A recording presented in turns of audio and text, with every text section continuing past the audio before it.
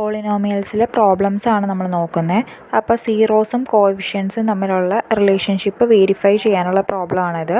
അപ്പോൾ P of X എന്ന് പറയുന്നത് X square minus 7x plus 10 ആണ് തന്നിട്ടുണ്ട്. ഇതിൻ്റെ സീറോസ് കണ്ടുപിടിക്കണം. അതുപോലെ സമ്മ് പ്രൊഡക്റ്റും വെരിഫൈ ചെയ്യണം.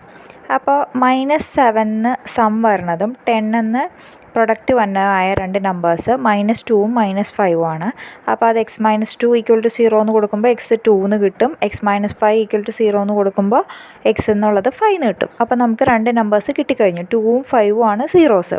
ഇനി -b/a ചെയ്ത് നോക്കണം. അതേപോലെ പ്രൊഡക്റ്റ് എന്ന് പറയുന്നത് c/a ആണ്.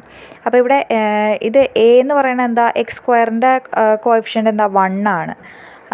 b എന്ന് പറയുന്നത് -7 ആണ്. c എന്ന് പറയുന്നത് 10 ആണ്.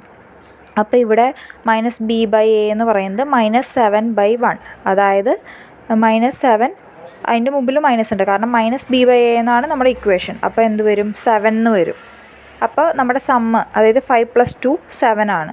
അപ്പോൾ രണ്ടും ഈക്വലാണ്. 5 + 2ഉം 7 ആണ്. -b/a ചെയ്തപ്പോഴും 7 എന്ന് നമുക്ക് കിട്ടി.